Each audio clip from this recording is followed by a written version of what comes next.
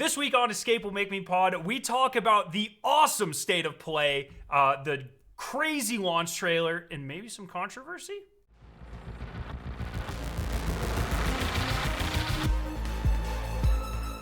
What's up, everybody? Welcome back to Escape Will Make Me Pod. This is episode 5, and we have some really huge things to talk about today. But first off, gentlemen, would you like to do your intros? Hi, I'm Ryan. Hi, I'm Jake. Hell yes. This week, we got a new sponsor, old sponsor, New Caloric, and they wanted me to show off their brand new... Oh, it's green screen! Oh, we have to start over. No, it's fine. No, we don't have to start over. It's fine. We don't have to start over. I'm keeping it in. They wanted me to show off their brand new, all-in-one daily cupcake. It fits within the 400 calorie requirement that Tau Ceti colonists have, and it has all your daily nutrients because it's made with a special fungus. And they wanted me to try to eat it in one bite. So, Oh, come on! We're doing vor content now. Let's do a mukbang episode next, sponsored by New Caloric. I'm pretty good. It looked good. It looked delicious. Thanks, New Cal. Oh yeah. You guys should talk while I eat this. No, I think it's better if we just sit and watch you try struggle. I think Did they give you some liquid burger to chase it down with, or look at that video dry for a that New Cal looked meal. tough on that video on your channel. That looked rough. Thanks, New Cal. That was delicious. All right. Yeah, so we finally got Marathon out of Sony State of Play. Hey Ryan, pretty interesting. They didn't drop the playtest right after, huh? Okay, hello, hold on. What I said I guaranteed was that Marathon would be there, and I was right, obviously. And what I said I thought they should do, which I still think they should have done, was stealth launch the playtest. Because I think, we'll get into it, I'm certain, but I think dropping a playtest where they expect people to hit level 30 and play through a bunch of early contracts the weekend before, they then ask them to do it all over again without any kind of progression crossover, I think is... little bit of progression crossover. Little bit. Well, you get some rewards, right? But the point is, you're still gonna have to do those contracts again. Those early mission contracts they're gonna ask you to do with which I realize the game is designed around doing stuff again. Some of us who have maybe played the game since April have potentially done those contracts many times. But the point is, allegedly, potentially, possibly, in the April playtest. But the point is, I think that is such a weird choice. Is the weekend before is such a bizarre, it's gonna be 3 or 4 days where the game's gonna go down, and then you're gonna have to do all that shit again. Which I think for the people they're trying to capture people to come into it, I think that's kind of a weird ask. I don't know. I still feel like a public safety thing. People are going to be that addicted, Ryan. They're not going to be able to wait some amount of time in between. They're going to need it right back again. Yeah. I get all the holiday weekends concerns and everything like that I've heard, but to me, it's for my money, you're always going to attract more people that are skeptical by saying it's available now than saying it's available in 2 weeks. But that's, so yeah. I think it would have been better if they would have done what I said. Obviously, that's why I said it, but it's fine. So let's go through chronologically things, and then we'll circle back around to the playtest, because there are some things I want to. What, you don't like that idea? You want to talk about the playtest? No. I'm saying a lot has happened. I was speaking with my hands. So the first thing that happened is randomly, 2 days ago, a bunch of people from China started dropping reviews for the game because I guess they had a creator event over there, and so we started getting these weird interview tidbits, and we started seeing new gameplay, and some of which on maps that we hadn't really seen that much of publicly, like Outpost. Most of the gameplay I saw was on Marsh, though. Kind of a weird... What do you guys think about this marketing strategy, giving them their own window of time to kind of... I mean, I think it's an interesting, like the Chinese gamer market is huge. So Mm-hmm. like it's good to see, a lot of the like Sony takeover stuff that we've seen recently has been like not great or like things that have concerned players. But I think it's just universally good to see Sony giving Bungie money to like expand into overseas marketing. It just is going to make their game more popular. So I think it's interesting the fact that it happened at all is fascinating. Like the way that the fact that Bungie felt like completely like no one was prepared for any of this information to drop when like a lot of information was weird. Like that Yeah. was bizarre. That like the fact that there's no like hyping up about it from Bungie, like people just find it and it's like Yeah, and then 12 if hours later, yeah. Bungie's like, this isn't a leak, this is real information. You're allowed to Yeah, we talk said this about was it. cool. And it was like, okay, It's like that's it feels like Bungie didn't think the English speaking world would find them, which I know they don't think is true, but it just that's the way it feels like. It feels like it was an afterthought to be like, oh no, was supposed to come out, and we're like, yeah. okay, there's a lot of information in here that's like important. So you'd think that they would have said something. So I think that's weird about it, but I think it's great that Sony spent the money for them to do their first big preview event in China. Yeah, I wonder if they're like my first thought is like, oh yeah, this is kind of uniquely positioned for a more Eastern market because you're not really killing humans and it's blue blood instead of red, Mm-hmm. right? Which I know they're pretty picky That's a about. good point. Um, one thing that I'm super curious of, and I wanna hear Jake's opinion on this. What do you think about the name change specifically only for China to Lost Starship: Marathon? I think it's pretty rad. I think I saw John Goff had posted that thing on Twitter. He was talking about it was like a very, I think he described it as very pulpy, which I think Yeah, is a cool kind of noir style. I guess when you're approaching the colony now and you're not really maybe coming from a place of having a ton of knowledge. Although I do know, like the original trilogy did have a pretty, I want to say like, pretty. I don't want to say big, maybe committed fan base in Japan. I believe there was even like a Japanese like comic book manga style thing that was pretty like big in the marathon community in the late '90s that came from Japan, possibly Korea. I'm pretty sure it was Japan though. But I guess if you're coming into it without the back history of the games, then maybe those aren't as accessible to you. And like, I don't know if there's Chinese translations of those original terminals and stuff. I do think you are kind of solving a mystery. So the lost starship, it almost reads like, like you said, it's one of those like pulp noir fiction detective stories in space. It's like, how did this starship get lost and what happened here? I like it. It's cool. yeah, it's pretty cool. Um, yeah, so from this, it was kind of weird because we ended up getting a bunch of these like questions answered by Joe Ziegler and Julia Nardin was there too.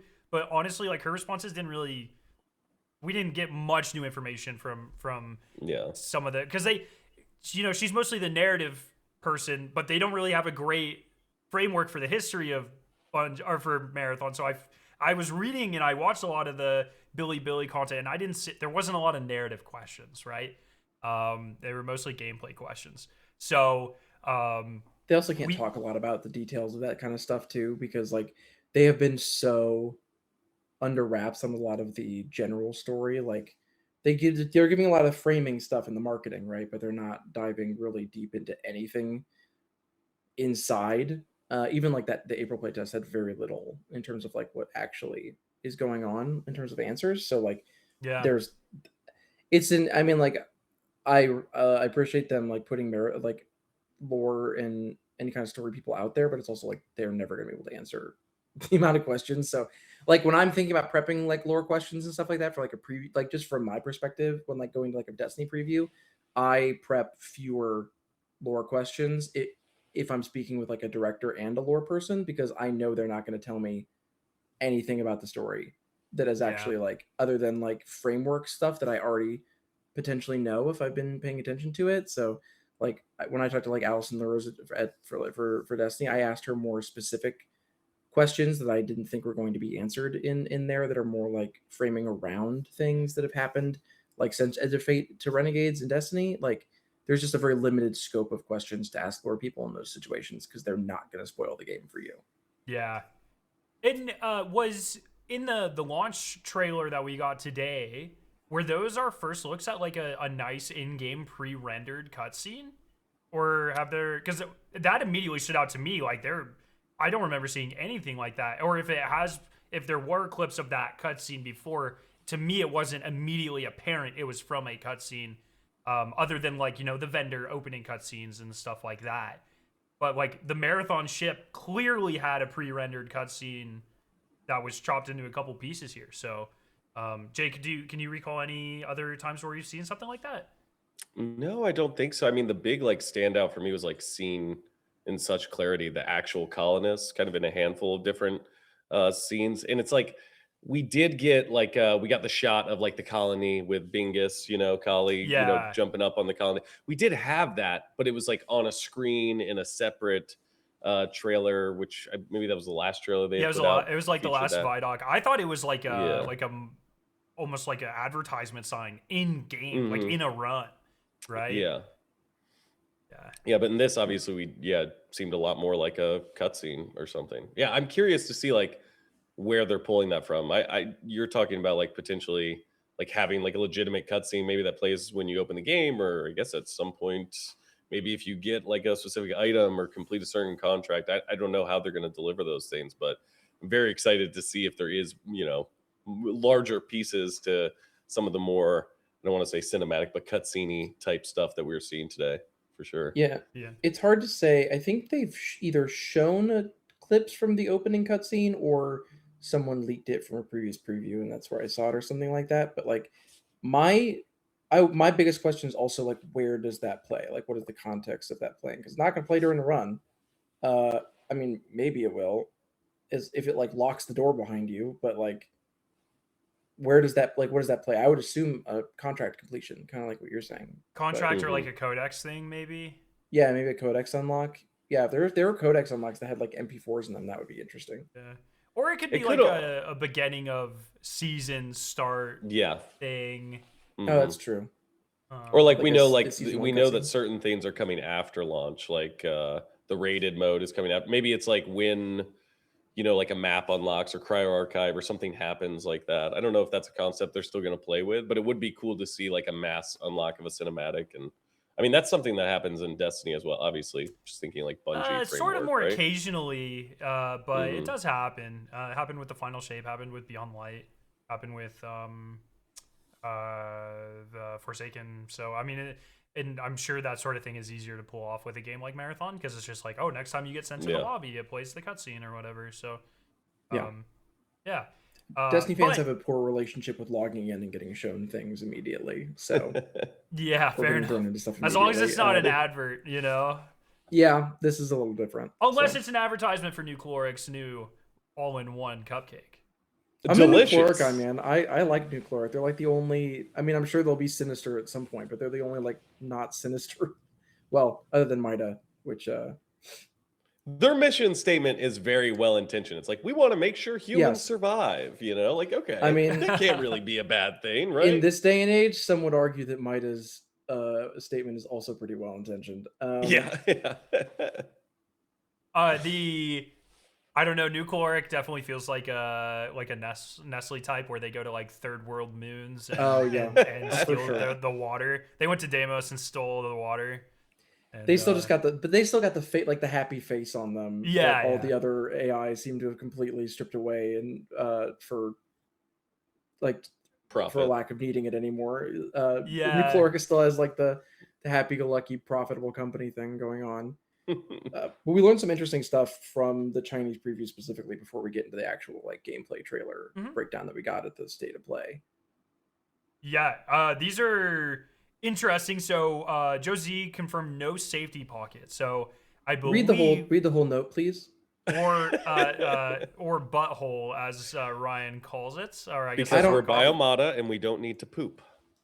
Correct. Allegedly. That's true. That's a strong. That's not true. Where did the cupcakes go, Jake? Also a strong question.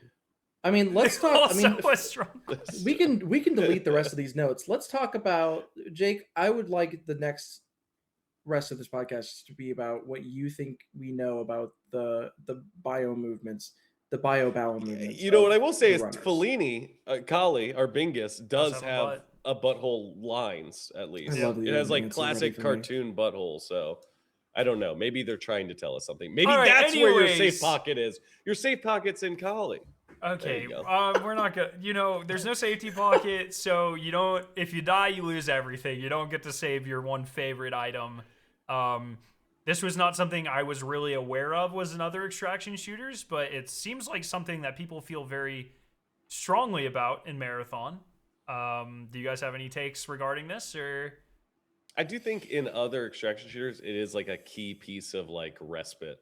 It's like, okay, I got this blueprint and arc that I've been, trying to find for the past 30 days, or in Tarkov, right? You're trying to accomplish in Tarkov's even more kind of intensive and hardcore. It's like, all right, I actually really want to leave with this key or whatever, item. And like, it is something that kind of gives the flow of the extraction experience a little bit of leeway in terms of like, okay, I have no hope. Like if I want to get this key out for whatever additional map in Marathon, or maybe you have you're on one map and the key's on a different map, it does give you a little bit of like, okay, even if I lose this whole thing or I don't finish my contract, I did get one little piece of progression that carries with me. So I do get why people would want it in this game. And I think it will largely come down to like, what is the flow of Marathon? Like how quickly are you obtaining these items? Like if you see one key for cryo or one key for outposts every like 2 weeks of playing, it might feel nice to be able to put it somewhere where it's like a guaranteed, like, okay, I'm going to be able to get this.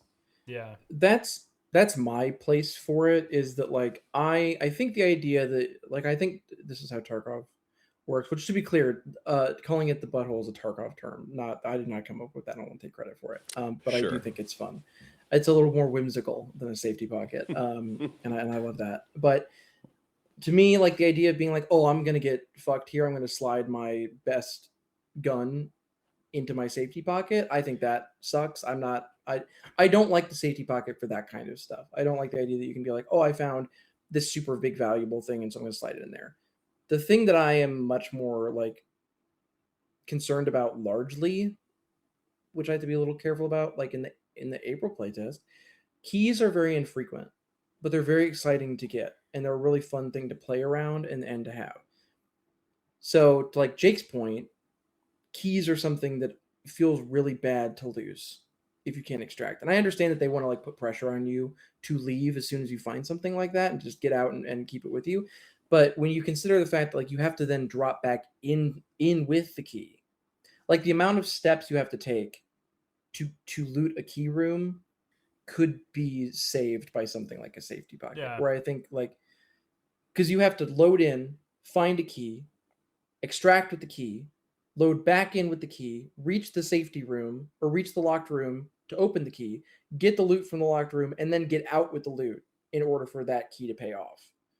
And if you have a safe pocket, you cut out like several of those steps. I'm more of an advocate for what like a key ring than I am for a safety pocket fully. But Ziegler said in the interview that like they're looking into adding something like that if there is desire for it. Yeah. It cuts both ways. At some point, it is cool to know that when I kill somebody, I'm getting all their good shit. All their good shit. They can't save anything from me. And at the same time, it does. I think it is a friendlier feature to have something like that, and it will, especially if there are contracts or things that like ask you to go into locked rooms and things like that, and you're looking for specific key on a specific map at any point, or like if cryo is tied into keys in any way, that's going to be tough to lose. Yeah. Without anything like that to save it. So I don't know. I could see it going either way.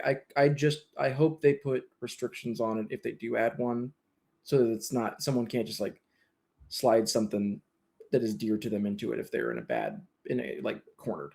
Yeah. I agree with what Jake said. Like I'm hoping like a lot of what we've kind of seen throughout Marathon is like it's just like a faster version of an extraction shooter, smaller maps. Hopefully you can loot faster, like the quality of loot is higher, so even if you die and lose everything, hopefully you get geared more quickly than you would in another, in other games. That's a lot of speculation for sure, because I mean the loot system is almost certainly going to be changing until launch and probably after launch as well, like the rarity of individual items and stuff. But I think that's sort of the vision that Marathon seems to have, as far as I can tell. It was also confirmed by Joe Ziegler that seasons are going to be about 3 months long. I personally don't know if I like this confirmation. Like, I think one of the biggest downfalls of Destiny is like how telegraphed everything is, and you know exactly, and unless there's delays, like you know exactly when things start, and you know exactly what to expect every season. And I kind of wanted them to leave this a little bit more open ended, where it's like, hey, if we have a season with more content, maybe it's a month longer. But I really hope they don't come out and say like every season we're gonna drop a map and we're gonna drop a runner and we're gonna like I don't want to know. Like I want things to be surprising, which is something that Bungie just doesn't do with Destiny anymore. Um, and I think that really hurts the experience of things like exotic missions and such, and even exotics, which have it's been so long, with the exception of the epic raid. I can't even remember the last time I was like truly surprised by something in Destiny. So um, yeah, I was Yeah. hoping I still think they can avoid that, but I think setting a defined length of season, to me, I would have liked to see a little bit more variation between seasons. Like maybe sometimes you get a short one, maybe sometimes you get a longer one, that sort of thing. So I'm with you on not wanting to know what's in the season, or wanting them to keep it varied, so it's not so there are surprising things that come up every time. I think when you're talking about taking away people's loot, though, which is already going to be a controversial thing that like I'm fine with, but some like people, I remember people losing their shit when Diablo 4 came out and they were playing it for the first time. It was their first Diablo game, and they didn't realize that the way that action RPGs work is they do seasonal resets where you start a new character every season and level them up. And I remember seeing a bunch of people who were loving the game being like, "What the fuck? I want to keep playing on this character." And it's just like that's just not how these games are played. So I support them resetting. You have to do that in extraction shooter, but it is going to take some people off guard 100% in the first season. There are going to be people who play and are not expecting it. So I think in that way, like if you're going to be taking stuff away from people, you have to be pretty transparent when the end date is. I think so that people know. Like those last 2 weeks of the season, every single season are going to be fucking crazy because everyone's just going to be throwing their best shit at the wall. Um, yeah, and so like you have to have an end date on those. And so I understand like the idea of just having like just why not just announce that at the beginning of the season, be like, oh, this is a 4 month season or this is a 2 month season because we don't have as much content. I get that. I think having it be more uniform when it is something that is going to upset people is makes sense to me. I think it's pretty fast, which I think is good as long as they can make sure each season feels different. But keep up with it. yeah, it's more of like I'm more interested in what content will be added in seasons, how much will like the abilities change, like the upgrade process, like are we gonna get like artifact type stuff like we do in Destiny where it's different every season? I don't know. Mm, I'm more interested in that, um, telling us kind of when. I think there's a lot of mystery that could be added in there aside from when the season ends. I don't think that needs to be a mystery for me personally. yeah. Yeah, Well, it does. I just think that it to me it just seems very telling of like how they intend to present the narrative information. Like my assumption would be if we're gonna have a 3 month season, then assumedly the content that they have right now either goes out past the first season or they're assuming that the amount of contracts or quests or narrative content that you're getting is will be completed by some majority of players or maybe some stronger players, I don't know, in that time. And so I'm just thinking like realistically in 3 months from now it's not like we're going to get like a whole new quest line for every faction, right? So like what really could we expect? Also there's so many questions up in there, like is each season going to be a new timeline? Is each season just going to be the same story but we will learn a new piece or we go to a different part Yeah. of the marathon ship? But to me 3 months sounds like okay, so we're probably just going to reset and we're going to play through a large portion of contract, and codex entries that I'm assuming will stay unlocked. And then whatever additional new narrative information would probably be something that's either attached to that season separately or, obviously a lot of stuff where it's like, okay, we just don't have any idea of kind of, they haven't explained what that's going to look like. I do think generally I'm probably in the camp of like, just tell me what's going on. Like, I don't need a surprise. Like I want to be surprised by the story and kind of maybe what if you reveal a new gameplay element or a new map or something. But in terms of like I'm investing time and money into a live service game, I do like a good idea of like this is the amount of content that we intend to give you over this period of time. And like Ryan's saying, this is probably about when you're going to have to reset your character and your level and, what items are going to be gone. So it does seem very short to me as well. There's no way we get a map every 3 months. No. Right? Yeah. It's like maybe every season you get a map or a runner. That's kind of what I would imagine. Yeah. A map every 6 months makes a lot more sense to me. Like maybe like what I would maybe like is like 2 maps a year and then also a new UESC map or a new marathon map every year as well, since those are like more unique experiences. I think that would be a nice flow, and then maybe some of the main maps filter in and out, but the marathon maps are always available, and so that just the end game just builds over time. Like, yeah, I wouldn't be surprised if like instead of new maps we get like rapid or like drastic transformations of like, so like we already know in lore the walls of perimeter, like they have wheels, they move. It's like a moving perimeter. I wouldn't be surprised if that happens. It's just like, oh, this shifts over half a mile or whatever, and it just changed like the architecture of the map or whatever. I mean, the anomaly in Dire Marsh, they could either remove it entirely or move it, and it would completely change the flow of the map. Like you can't run from certain POIs to other ones straight without going around the anomaly. So if they change that, they completely change the lanes on the entire map. So I think we'll get changes to maps like every season, because they can do that. I'm going to use the term easily here, with the knowledge that nothing is truly easy in game dev, and certainly not as easy as any of us chuckle fucks think it is.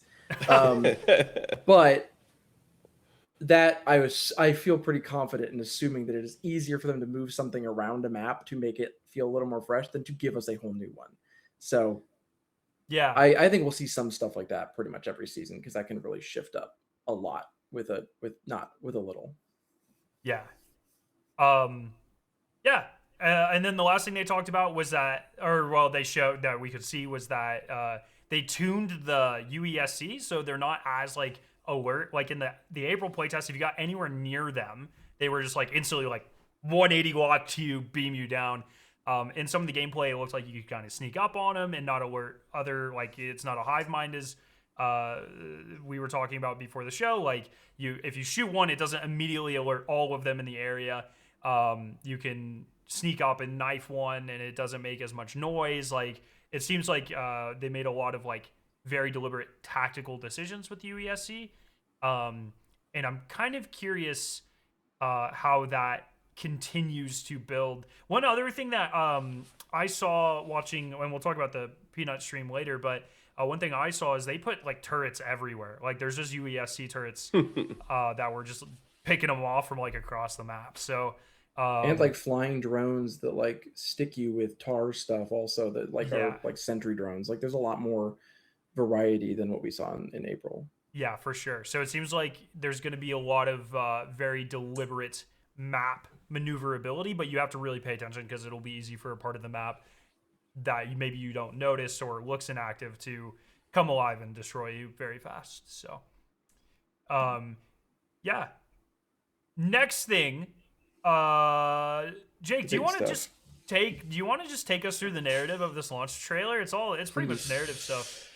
Jeez, well, I did just watch it, so I'm not super deep on it yet. I have watched it, I guess, a few times though, so maybe that. But I've only watched it 10 times. I googled what a left infinity meant again. I saw some symbols. Yeah, there's some very detailed notes in our notes here for you to have just barely watched it. So I'm doing a lot of air quotes with my notes. I apologize.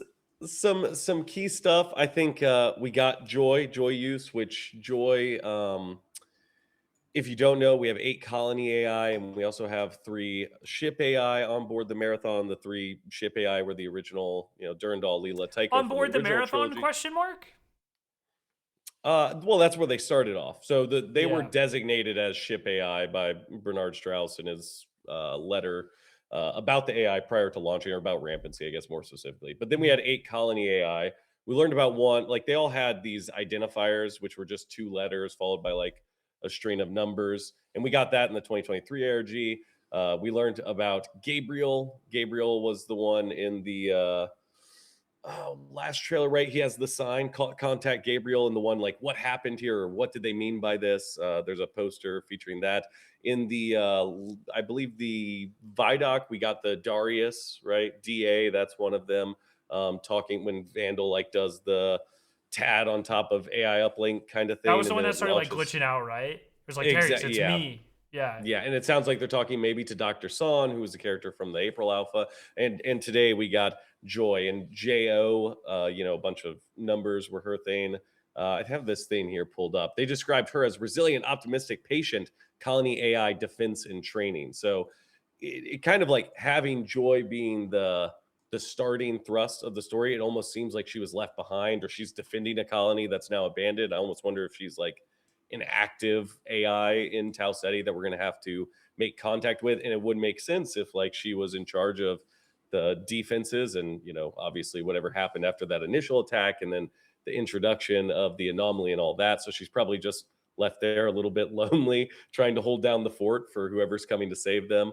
We also got the shots of Marathon leaving Sol. We saw some colonists in the flesh, seeing that kind of trajectory as they fly by. It looks like the Earth and the Moon. Interesting that like, seems like the kid's probably a little bit more helpful and the parents are kind of like, oh, we're going to die on this spaceship in the middle of space. So harkening back to the plight of the Bobs is pretty sick. I did see it. I made a note here that they have that lost contact screen that shows like the Marathon's path of travel. And then it gives the date of 2804. That seems like a little interesting. I don't know if it's referring to something else or it's trying to tell us something else, but obviously the colony attack was in 2794 and the Project Goliath email dates, and Project Goliath is the mission to send the Equanimity back to, or a new ship, I guess, to Tau Ceti 4 to figure out what happened to the lost colony and why can't we speak to them anymore? We don't know what's going on.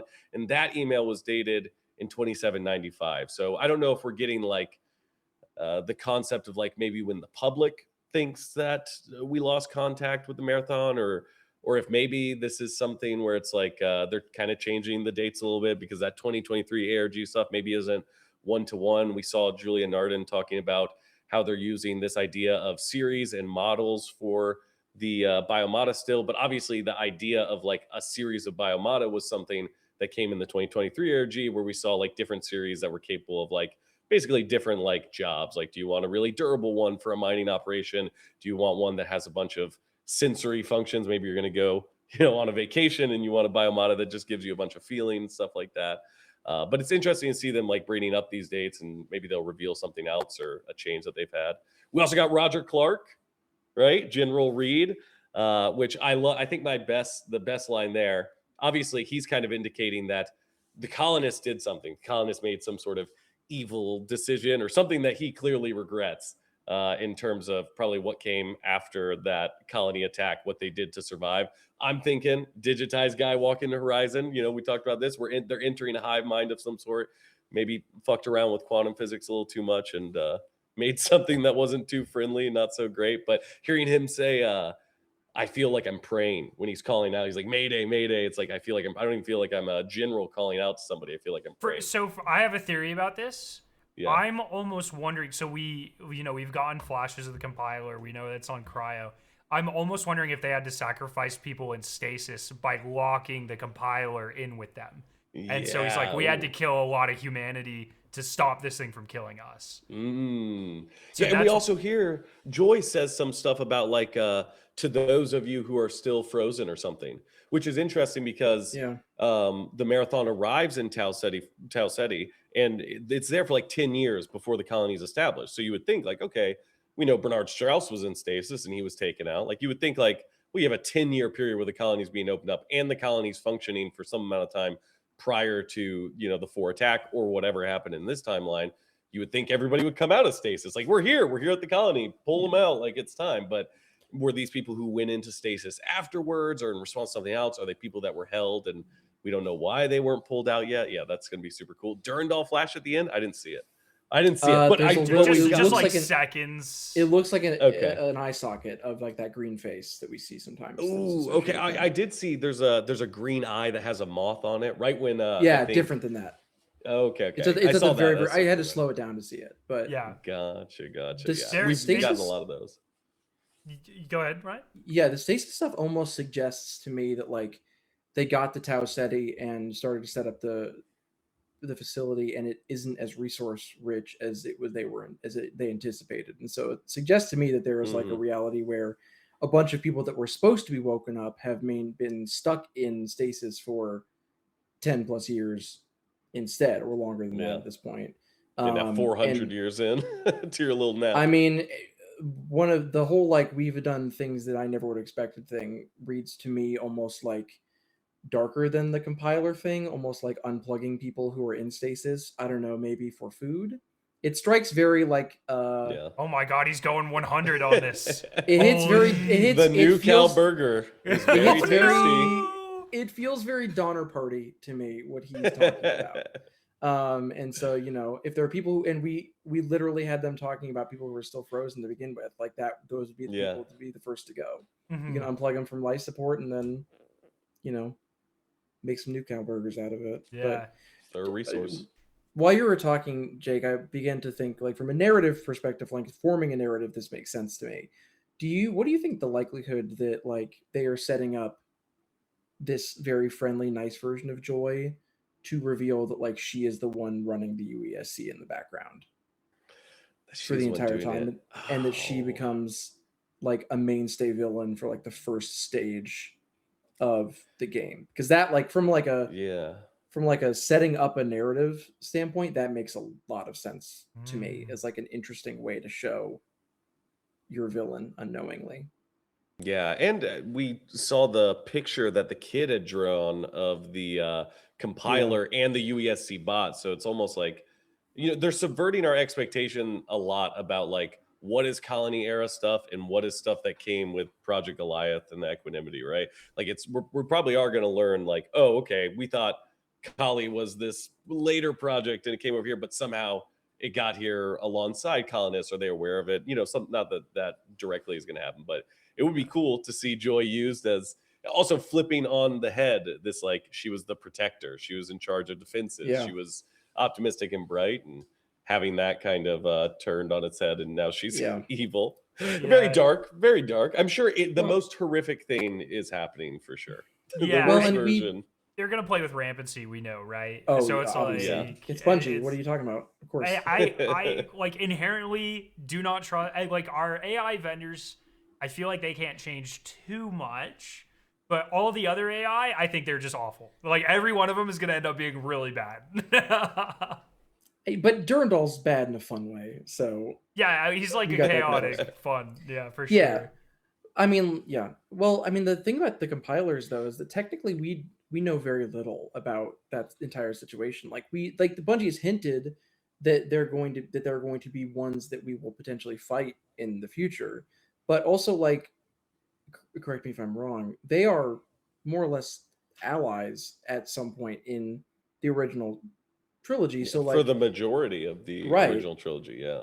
So as far as we know, there could be compilers playing both sides. Like so like it doesn't so seeing like pictures of them holding hands with the UASC doesn't necessarily mean that there was like a flip or a betrayal or anything insidious going on in there. That we could still have villainous compiler factions and friendly ones at the same time. We know very little as far as I can tell. Yeah, I mean, to Yeah. that point, like kind of playing off there, like they've already strongly hinted in the Vidoc that like the UESC are kind of like possessed to a point Hmm. too. So maybe it wasn't the compiler that turned bad. Maybe it was the UESC that turned bad, and the compiler was just like defending itself, Yeah, right? also Some possible. something like that. I don't. I'm so interested in all of this narrative. I think it's going to be very very cool.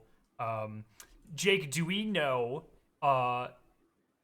When the game takes place, how long the equanimity has been in the system? It launched in, I want to say, the early 29th century, and it was supposed to be like a 100-year journey, but there was like a slightly faster way. I want to say 2894, right, is what we're getting for this. It could have been a little bit. 2888 is when the first ARG took place, and I believe we may have had the UESC evidence files, which were showing like the kind of reconnaissance footage of Tau Ceti, but it was just like clips from that original trailer. So potentially, once again, though, with them like bringing the 2804 date, like kind of questions like, are the really strong dates that they were giving in the 2023 ARG, is that something that they're going to stick to, or is it more so generally like end of the 2700s Colony Falls, end of the 2800s we're now here? Like I don't Mhm. know how like rigid they're going to be to those dates. I would say that like the dates that we got from the cinematic, they're probably going to stick to pretty heavy. Where we're Yeah. getting like 2812, 2820s. Like I'm sure that's pretty solid. But in terms of like the equanimity and when it launched and when we could, like I said, we could also be seeing like maybe the UESC knew at some point, and then like there's also something that the public knew at a certain point, and we could just be getting kind of different dates with that, you know? Yeah. And then this might be because I haven't had time to go back and play the original games, which I do intend to do. Are the UESC bots new to the second ship, or do we believe that there were on with the original colony there were UESC bots as well? So in the original games, we don't get anything like the UESC bots. We have like your player character is a cyborg, and that's like something you can deduce through the terminals, but they're really like a person. Like these cyborgs were hitting covertly among the colonists and were Yeah. living lives and then reveal themselves when the colonies attack. So they don't like look like robots, you know, like these new UESC ones do. That's my assumption was always that like these all came on the equanimity. These are all UESC resources that maybe they're like building them here or using resources that they found in Tau Ceti to like bolster, but it was something that they brought kind of Yeah. with them. But now, like I said, seeing that kind of picture that the kid had drawn, it does make me think that maybe the UESC bots are something that were here, and now the UESC is kind of repurposing what they're finding. It would also explain why that originally we got like something that looked a lot more like a runner for the UESC. Like maybe the actual UESC operatives, which we have a ship manifest for the equanimity, which I haven't put that much weight into since the 2023 ARG stuff, just because it's very specific about how many assets they're bringing with them, even like down to like a handful of operators. And I don't have it like right in front of me, but we're talking about like 10, 20 intel guys, you know, 20 Yeah. assault guys or something. So it could be that like all these bots that we're fighting aren't necessarily runners that the UESC are deploying, like actual military members, but are like some sort of automated defense force. But nothing like that was in the original games. The closest thing would have been the Marathon automated defense drones, which are there was a picture of it in the 2023 Vidoc concept art, but it was just like a floating kind of machine gun Yeah. death machine, The not like a reason I robot. ask is because when we see the compiler, we see it's surrounded by pillars of UESC heads, Yeah. like pillars. And so depending on if the bots were here before or Hmm. not, that kind of gives us information on when the compiler was shut Yeah. into Vault 7, right? And so um I don't know, I'm so ready to dig into all of that. I think it's going to be such a sick story. Yeah. Really really excited. So yeah.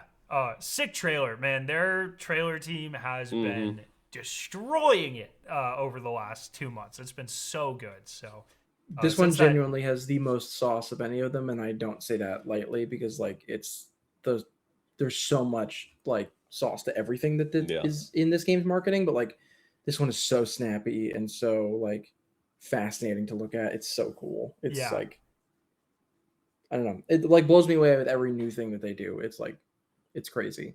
so The good. And Bungie marketing team go burr hard Yeah, always. yeah. And especially like it's so great that they got to put this into a state of play, because I think I had said this before we started recording, but like I thought it was a great state of play. I thought it was one of the best like video game. I thought there were so many cool things. There wasn't anything that I thought was like super lame. Maybe I was just hyped for Marathon. Maybe that's my bias coming into it. But I thought like this is a pretty good like showing of stuff. There's a lot of very hyped trailers, and still I feel like Marathon stood out so much just from a visual design standpoint. It's like there is nothing out or even is coming out that looks like this game. It has a yeah, very unique look, has a very strong, it has a strong language that's putting forward. And I think people can really tell, especially when you see it next to a lot of other stuff that is more kind of like contemporary standard for the types of games that are coming out, stylistically. yeah. And that this is actually a nice little sort of transition into the next point because I'm kind Hmm. of curious about this. So after it was announced earlier today that after the state of play, Bungie would be doing their own stream. Turns out that Bungie actually didn't really do their own stream. It was instead Burnt Peanut and Gingy. Is that how you say that? Yeah. They were streaming on their own channels with Joe Ziegler, and they were doing runs on Outpost. And so the reason I say it's a good segue is because by far the thing that like monitoring, especially Burnt Peanuts chat, who like peaked at like 60,000+ people, a ton of people were watching this. Yeah. The most comments that I saw, either positive or negative, were about the aesthetics, and that could just be like that's kind of been sort of the internet discourse for a while now, and it might just be what people kind of default to, especially like I don't know his demographics, but based off of the comments, it seemed a little on the younger side, just how I was reading it. A lot of W's, a lot of L's. Yeah, yeah. Well, I'm pulling out my 50-50. reading glasses. What are these kids talking about? I saw some 6-7s for sure. Hey, okay. A young man over here. But point being, it seemed kind of divisive, or and so I'm just curious. Like, obviously, the video game industry is so focused on making these like viral marketing moments with these giant creators nowadays, and I personally have my own opinions on this. And we'll circle back around to that, but I want to get your guys' thoughts on if you were Bungie and you had a marketing budget, would you throw us under the bus first? Yeah. Okay. Would you hire someone, or not even talking about them specifically. Let's not do that. Do you think spending money on these giant streamers, whoever it is, good idea or not? I think the goal of today was, let's put our game in front of as many people who haven't seen it and wouldn't see it as possible. You get in the state of play, that's a huge audience of people who aren't, Bungie fans, who aren't watching the trailers that they're posting every day or the little shorts that they're posting every day to their YouTube channel. I mean, we're talking 50,000 views, 80,000, 200,000 views on these videos, and you put it on a state of play and you're getting a global audience of people who are probably now watching it. And I think that the choice to choose the biggest streamer in the world, who also happens to be an extraction, like primarily person, I understand that. And I think that both those streamers, one, like I said, spend a lot of time in extraction games and are very popular right now. So I understand why they would do that. And I also get why it'd be frustrating if you're following the game and you're thinking like, okay, Joe Ziegler's about to come on a stream. I have the expectation of like, is he going to talk about the seasons, all the stuff that he was answering in the, the Chinese interview questions, that like, is he going to talk about season? Is he going to talk about progression? Is he going to talk about like how they've tuned the game up? Because we've really only seen him in this kind of, pre-recorded format with the Vidoc. And this was more so like, it's the Burnt Peanut. He's here to goof around and get in knife fights and, do his thing. So I don't think it satisfied like the audience of people who've been following the game and like really wanted like certain questions answered. But also, I don't think that was the point. Like, I think they were trying to see like, out of the 60,000 people watching, I guarantee 10,000 of those people were probably like, okay, this game seems pretty cool. And that was probably right, what they were trying to do. And I do think that generally I didn't watch like the whole stream that they did or anything. I did like see some clips at the end from Gingy and Burnt Peanut, and it seemed like generally they thought the game was quite fun. I don't know if they were paid. There wasn't like a hashtag ad thing, which makes me think that maybe there was in the chats. Oh, there was. Okay. Yeah. So there's a bot saying it. There's no way they weren't paid. The two biggest streamers in the world, they were paid. Or I don't know if Gingy's that, like, I don't know her audience size, but the biggest streamer in the world was absolutely paid. A lot of money for this. But it did seem like at the end they generally didn't have anything like super negative to say. And we do know I have seen clips of people where they're getting like mind's eye, people get paid to play games and they still afterwards are like, yeah, that shit was ass. Yeah, I don't know, guys. Yeah. I mean, yeah, Mr. Fruit has said some not great things about Destiny, like on videos that he was like went to a preview event for. So they are not, they're usually pretty chill on what people can and can't like. I have not seen like gag order stuff from Bungie the way that they don't. Yeah, they just don't do that. I don't think anyone would really sign it if they did, to be honest. Like I think we're way past that. But I agree, like for the most part or I agree with everything Jake said, which is like that I understand the value of getting it in front of as many people as possible. I think it was a weird day generally for Marathon, though, which is I think that you put out this extremely, extremely cool trailer that looks dope. You announced the Server Slam stuff, which is for a weekend that a lot of people wanted it to be on, even though, as I said, I think it's really weird to do it that close. I think the weekend next week would have been better 2 weeks before, but I get it. People want, I think that's fine. And they announced like stuff's carrying over, which is, or like there's some loot stuff that's carrying over, which is cool. But it's weird to, I don't know much about like, I'm terminally online, but not with Twitch stuff. I've somehow avoided that for much of my existence. So I don't know a whole bunch about Burnt Peanut, but like he's a huge streamer and has like some toxic chatters by the sound of it, by what people talk about it. So it's like it's hard to go in there and gauge anything on like what is real, on like what the actual zeitgeist is, because as other people have pointed out that I've seen, as soon as he pointed out that he was having fun with the game, the chat shifted from like this game looks like ass to this game looks great, and like who knows? It's what I mean? also like, hard when his audience, like his main game is Arc Raiders right now. There's going to be inherent hesitancy from his base coming into it, which makes sense then as a marketing tactic partially. Like it's an interesting thing. It is weird, I've also, again, I don't know that much about him, but it is weird. Like there are certainly like clips and stuff of him going around that don't seem to align with a lot of stuff that Bungie is like very much aligned themselves with, that kind of make it weird. So I think like I've seen some people who feel alienated by that. I think that's also like you have to kind of play between some amount of lines there where it's like it's a big opportunity for marketing, and also like, but also he plays like with associates with some people who aren't great. So I don't know, like it's just it was weird. And more importantly than anything, it's what Jake said. It's like it wasn't what people expected, and also people are waiting for a lot of information about stuff like seasons. And so this felt like the time. Like there was another game that had like, oh, stick around after the show and there's a live stream. I don't remember which one it was from the State of Play, but it felt like that's what we were going to get is something like that. And then maybe afterwards, Joe Ziegler could have played something with somebody. But it felt, I don't know, it felt like a lot of lead up, and then everything was going great, and then it kind of got like kicked in the knees at the weird place to then go like, okay, now we're going to watch a very popular but somewhat divisive streamer inside the Marathon community play this game and seemingly like it. But like, again, you can't really derive anything from like the chat, how realistic that the actual like reception of it was. I don't know. I feel weird about the whole thing. I was like, I had a lot of high hopes for the end of this week, and we got like some of them, and I feel like 50-50 on being satisfied about it. It is it is hard to gauge with stuff like that.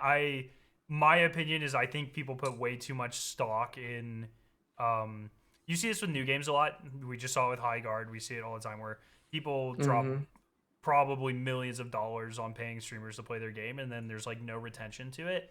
And so I think like it is good. It's better for an event like this where it's more about visibility. Like if Marathon is topping Twitch before it's even out, that's just like a social thing that gets people kind of like used to the idea of it maybe being successful.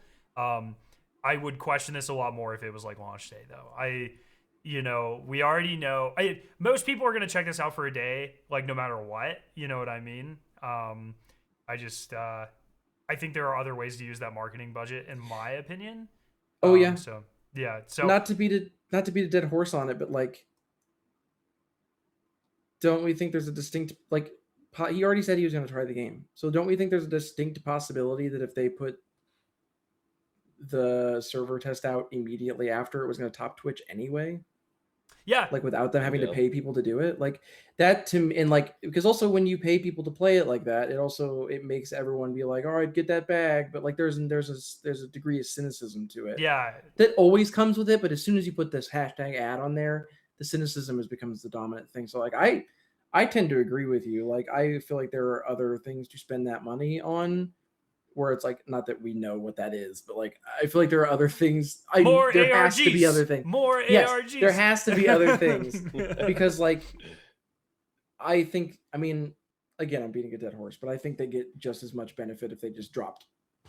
If they did 2 weekends or just dropped the thing like right away, I think you get the same benefit. I think the same amount of people watch the game. I think the same amount of skeptics check it out. And instead, like I did see several people in the chat being like, "How's he playing it? Like, I want to play this." And it's like, imagine if they could have just gone and done that immediately when they There's saw just that a he was download playing link it. in his chat. Exactly. Like that would be, and it's kind of like, because again, I think it's pretty likely that him and a bunch of other streamers would play it anyway if it popped up as a thing to do tonight. And then also you wouldn't have a bunch of people in the Bungie community who are mad that Bungie is aligning themselves with someone that they don't necessarily like or agree with, which is always going to be a problem when you pay streamers also that are huge and have clips out there that are unsavory. There's always gonna be people who are mad about that. So if you don't also have that problem, and he still probably plays the game. So yeah, it was a weird choice. The trailer was great. The stream was a weird idea. Yeah, there were definitely some. Oh, you go, Jake, please. I do think that the key thing is like clearly like we were not the target audience, which is fine. Yeah. Oh, yes. Trying to get it. It was just sure. This was not like they were not trying to convince Skarrow, Ryan, and Jake, which Yes. I get. I will say though, even with that in mind, which makes me go like, okay, well, they were just trying to get a different audience. It is funny to see like it felt to me, and maybe I'm off, and you guys can tell me on this. It felt to me like a huge portion of their marketing for the past 2 months or whatever has been like, we're the opposite of Arc Raiders almost. Is that not fair to say? It's like we are not this game, but then to show it off, like for the first time you're really having a streamer play it since the re-reveal, he's doing like all the stuff he does in Arc Raiders, which is cool. I mean, some people are gonna laugh when he's doing the funny, the knife thing. He's like challenging people to duel. That's cool. But also, isn't that like the exact opposite of what you've been saying the game is for the past 2 months? I don't know. I just thought that like kind of is the one thing that makes me go like, that didn't really fall in line with everything else they're showing. But I do think that experience will be there in some capacity for people. So I don't know. To that point, I think that's why they chose Outpost though, because it's like the hardest, or it's like the most complex. That's a good point. Map, and there's like actually mechanics in the fire rain and stuff. They didn't give him any guidance or have him do any contracts as well, which is something that I would think like, okay, well that's kind of weird, but maybe.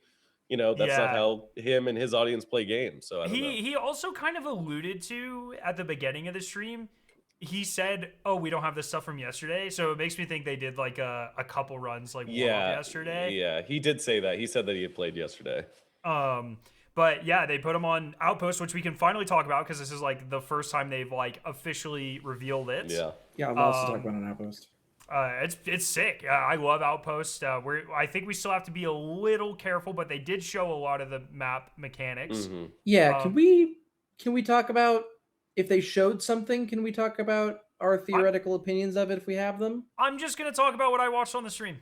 All right, that's fair. Yep. And so, for instance, on the stream, periodically through the match, there was fire rain, fire barrage, molten barrage. God, what's it called? Something. It's heat protocol. Heat protocol, which is like fire rain, and I think it made your heat build faster, and it was like damaging the shields as well. Yeah, and so it's like a in-game, maybe random-ish event that was. Kind of forces you inside to more close quarters combat and kind of locks you down to an area.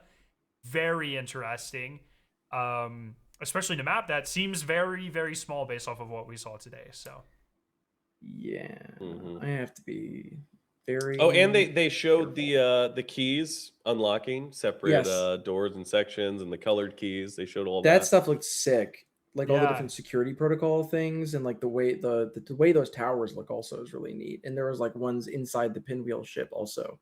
Yeah. So like theoretically you're wanting to like gather security stuff and then get into the pinwheel so that you can unlock like various different rooms and doors in there. Seems almost like the key system.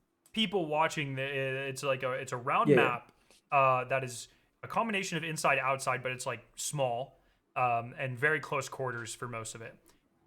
There were keys. It seemed like there were 3 or 4 different colored keys, and you just found them around the map in different terminals and stuff when you interacted with them, or just laying like in the bathroom or whatever. Like you could just find them. And certain actions on the map seem to require certain combinations of certain colors of the keys. And so one of the main things that it looked like they could do was in the very center of the map, there's this giant structure that they were talking about called the pinwheel. And I think they mentioned it in a Vidoc as well. Mm-hmm. And there were like a number of ways to get into this structure. Interestingly enough, the first time they went to go open it, it was already open. And Joe Ziegler goes, oh, someone else went in another way. So it makes it seem like as soon as the pinwheel's open, all of the entrances become available, or at least some of them become available, making it more like a map event. Very tightly congested structure in the center of the map, and it seems like there were some pretty hard enemies in there, and there was like optional doors that they could open with these keys for like better loot and stuff. So. But the ship is like above the map. Like it's it's like it's a smaller map based on what we've seen of the mini map of it, but it's more vertical than all of the other ones. Like Dire Marsh is very spread out. Perimeter is smaller but also spread out, and like there aren't that many tall structures. Like Outpost is stacked on top of each other. There are buildings that are multiple layers, and then the pinwheel ship is hovering above everything else. And so like. Yeah, they like went up the elevator or whatever into it, and I don't think they had any security stuff, but they ran into several security things in there. Presumably, like there's a bunch of cool stuff to be found. The heat protocol thing looks really obnoxious. Yeah, it seems like it happened a lot. So. Yeah, it sure did seem like it happened a lot, and it seems like it's gonna be fucking annoying because like. From what we can see on the map and what we watched in the stream, there's a lot of outside areas between buildings. And so, like, I understand a desire to want people to fight inside buildings or being like, oh, you're stuck in here. But it looks like it would be very obnoxious to have looted a structure and then be like, all right, time to go outside and run to a different area. And then the fucking fire rain comes out and you're just like, I guess I'll wait until it's over. It seems like a very annoying mechanic that I'm curious to see how it feels or looks in the full launch of the game, because boy, it sure looked obnoxious to deal with. Yeah, I'm gonna reserve my judgment until I've played it for sure. Yeah, same.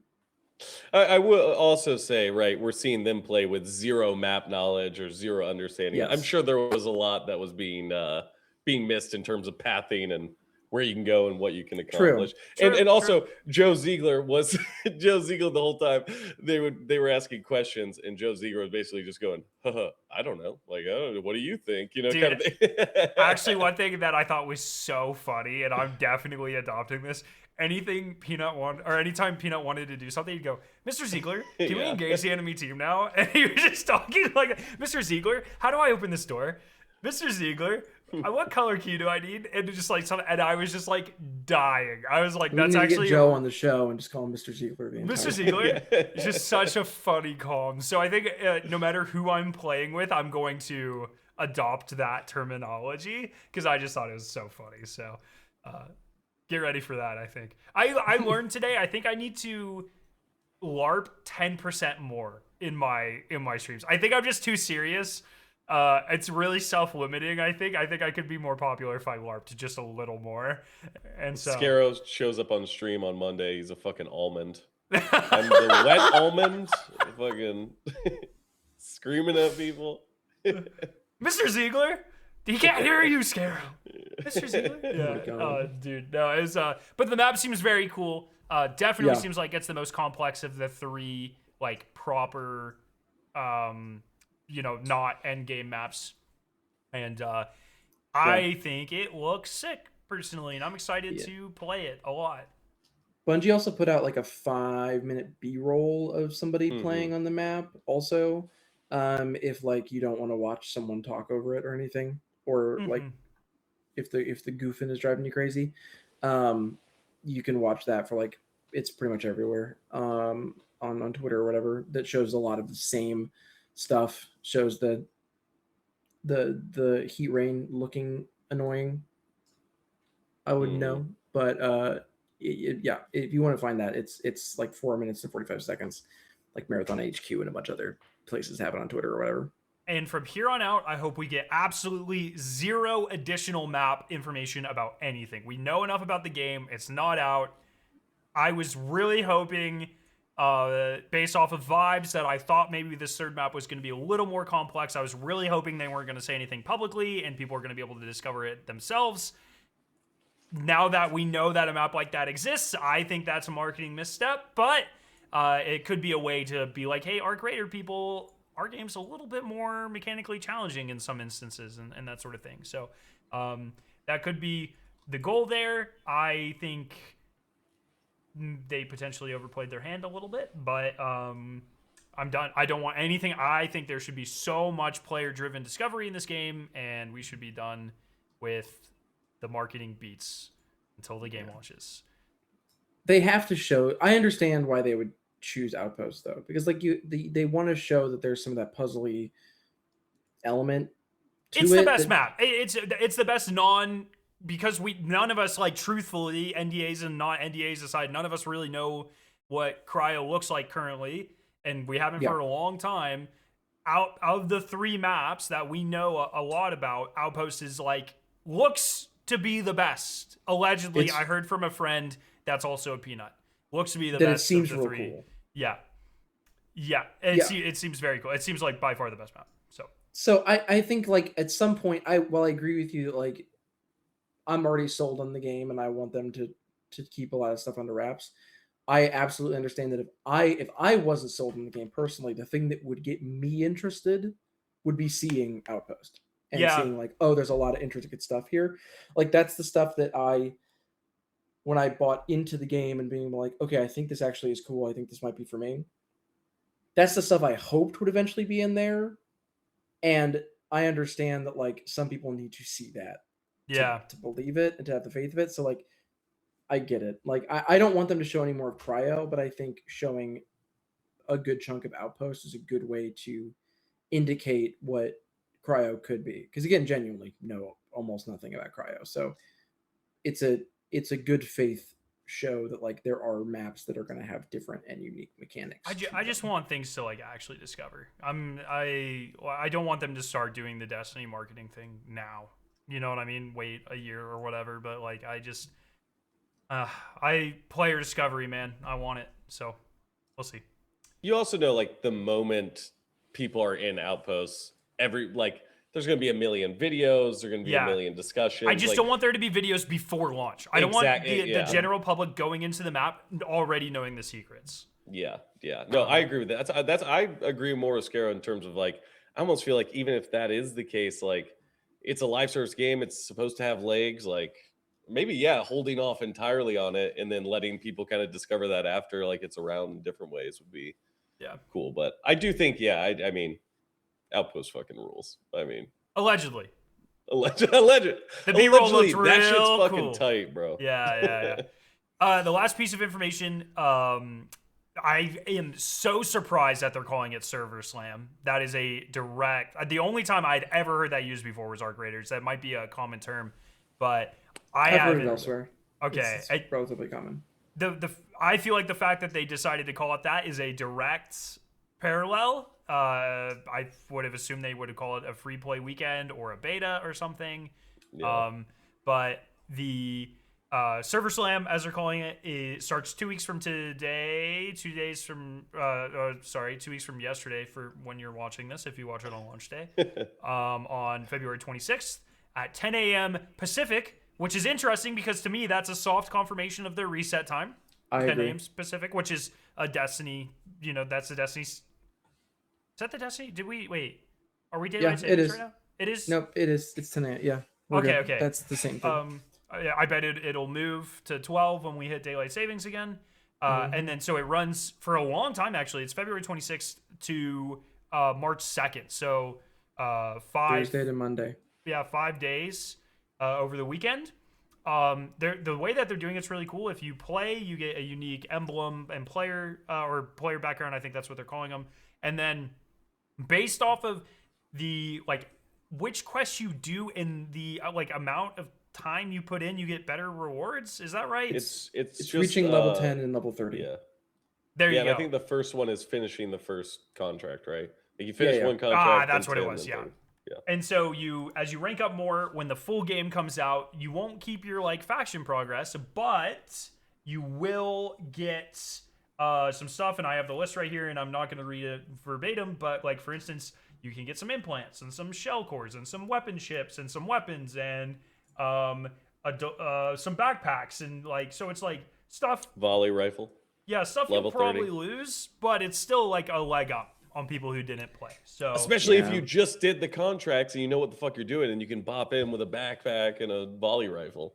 Yeah, pretty might be a good day for you. significant head start for sure. So they also announced during the server slam it'll only be a slice of the game. So it's only the first 2 maps, Perimeter, Dire Marsh. You will only have the early faction levels and progression tree. So I'm guessing that you'll only have like the first couple of priority contracts for every faction, so you don't burn through the storyline. You will have 5 out of the 6 runner shells. That one irks me really bad. And Rook. And it based off the image right below it is triage. So I'm assuming Thief is the one. No, well, Peanut was playing Thief. I think they confirmed. I think they it. confirmed Thief is the one. Yeah, they did. Yeah. They on the website they confirmed Thief is the one they're holding back, which is like, why? Like there must be a bug or something. Why?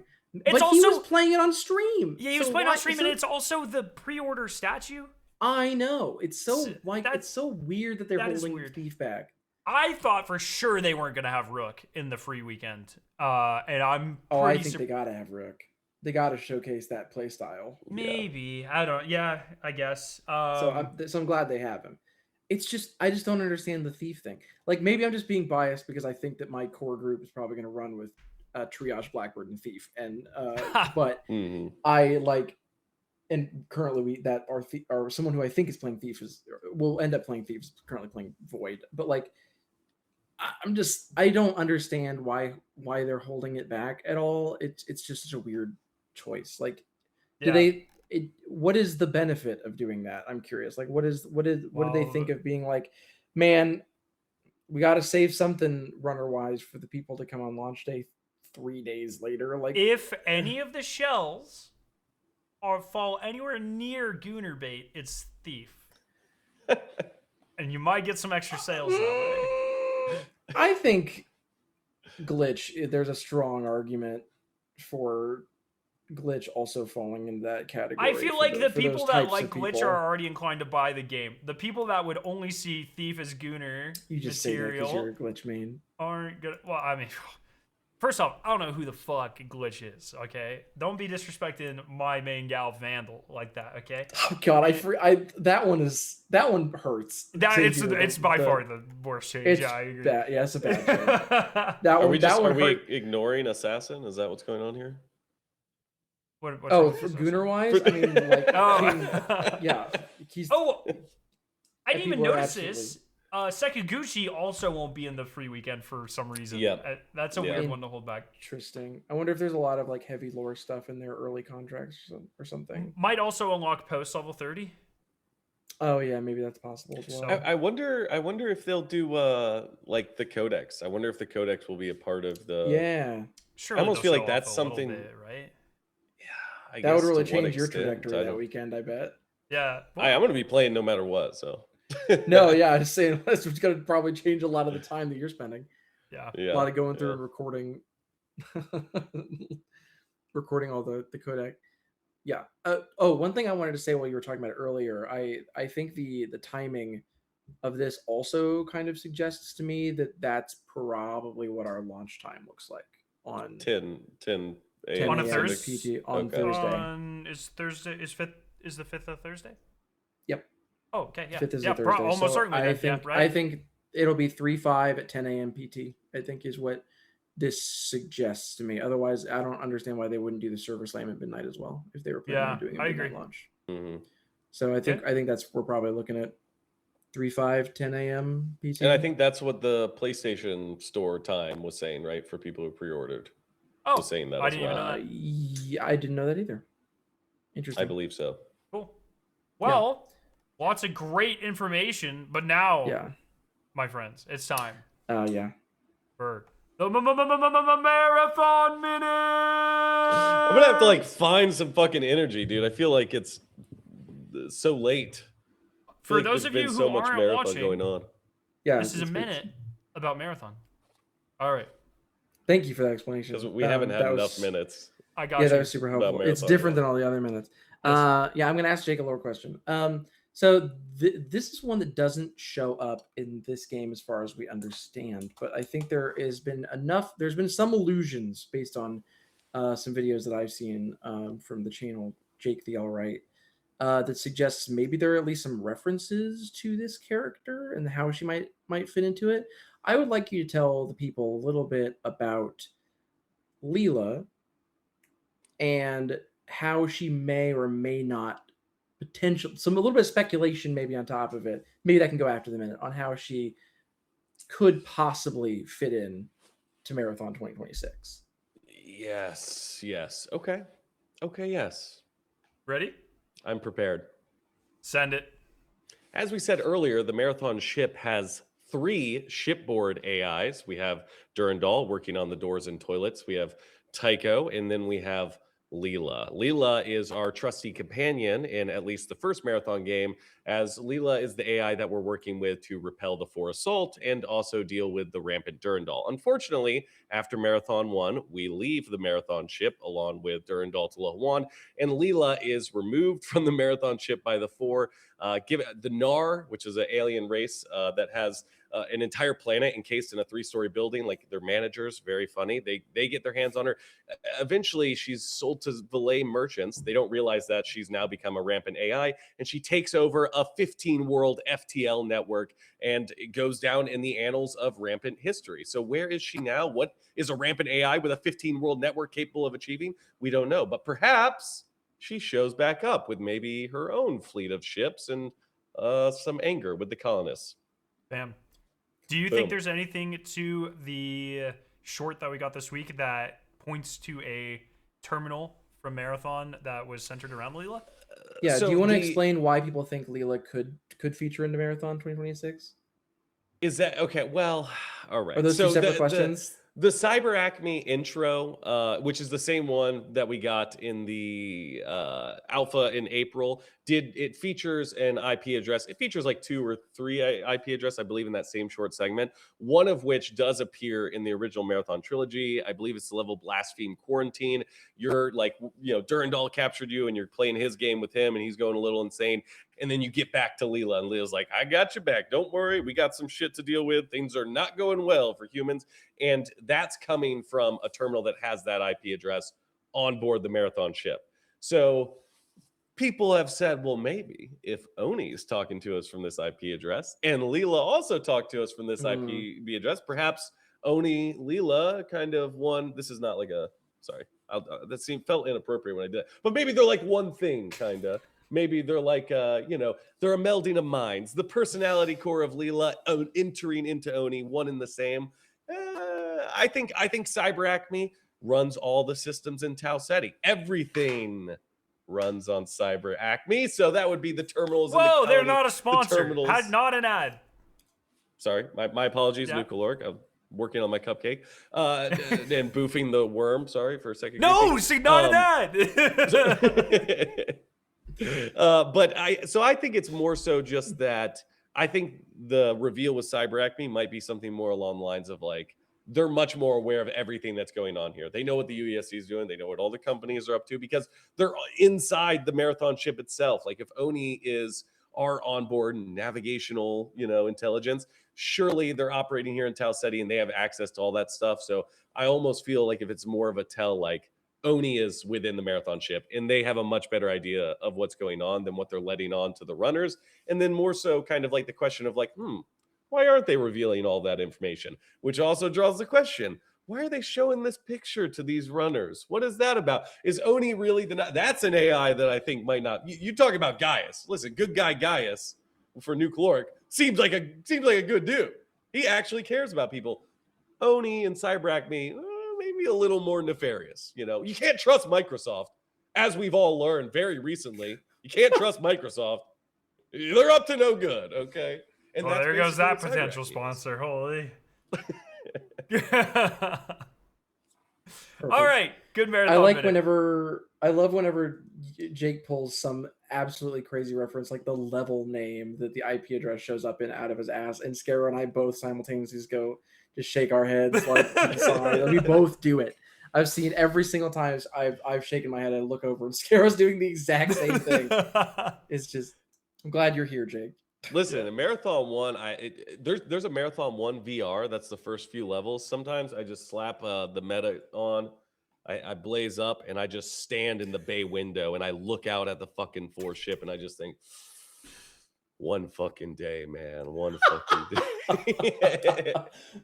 It's real. You can play through the first up through counterattack, maybe. You can play in VR and it is fucking toit. Very nice. Wow. Yeah. So then are we eventually going to get, if we're going to get some various different, if we think we're going to get multiple marathon map layers, do you think that there's a year where we get 4 ship? I fucking imagine the 4 ship in the modern style. The contrast between you're going through the halls of the marathon, the rigid, it's angles, it's metal, it's man-made. And then you get on board the 4 ship and the walls are moving. Hey, if you've never seen the walls move, that is a real life-changing experience, all right? There's no way we get a Luan map for sure. Exactly. Yeah. Oh, well, I don't know about that's crazy. That could be fucking cool. I would love that. But a 4 ship map, you bring the 4 ship to us. I don't know if you can bring Luan to us. I'll go to Luan. I don't know how I'm getting. No, they have the Yarrow have planet moving capabilities. Listen, we can fold moons in it out, or maybe we get Kalia in here. But the whole planet, I don't even know if Luan's still there. We got the word conqueror, or maybe just the gravity field that the Yarrow used. They still left after that. I don't know. I would love to go to Luan though. But see, if we're going there, it's not about the alien. It's about the religious experience. Listen, you get inside one of these old Luan temples, man. That makes you want to get on your knees and pray. You get stay prayed up on Luan. Yeah. Oh, also, okay, wait. I did say this. The Roger Clark thing when he says it feels like he's praying. Who do you pray to in Marathon? Who is our God? Only one has escaped. The working calculator. Durandal? No, I pray to Chaos Escape God. will make me God. Chaos God. You and your skin. Oh, leave it alone. Charter. All right, gentlemen. Good stuff. Anything else? Oh, hey, huge thank you to Kimmy. Big shout out, reaching out because she thought I was sick or heard that I was sick on the last episode. Much love, Kimmy. And to your dad, Rage, as well. Michael, love you, dude. Big up. Cool. Yeah, I'd like to give a shout out to that guy that loves to watch the show on Pocket Cast. Pocket Cast guy! You don't watch the show on Pocket Cast. Oh. It's a podcast app. You can watch with your ears. Yeah. Don't tell me what I can't do. You know what? You're right.